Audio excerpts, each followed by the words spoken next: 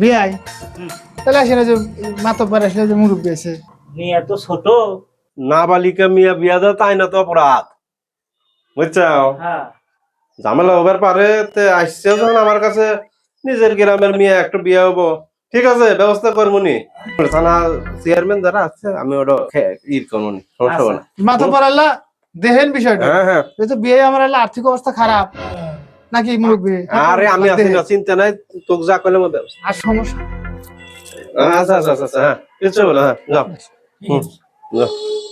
আসসালামু আলাইকুম মাতুব্বর সাহেব। ওয়ালাইকুম আসসালাম, কি খবর? আমি তো আপনার কাছে যাবেন নছিলাম, কে?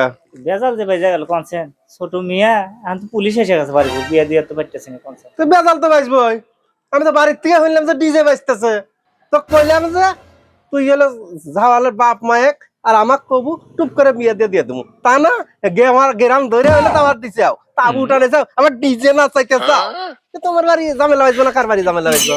মাতুব্বর সাহেব এখন ভুল হয়ে গেছে আমার, এখন আমি তো গরিব মানুষ, আমাকে এই বিপদ না উদ্ধার হয় মাতুব্বর সাহেব। তাহলে যা ওই খরচা পানি কিছু একটু বাড়া দে, তাহলে আমি অগরে কয়েক গাড়ির তেল খরচ দিয়া মিটা দেবো নি, খালি তোরা ঝামেলা নিয়ে আসোস, কই যে একভাবে করে আর একভাবে, যা বলতে পারো নিয়ে আয় যা।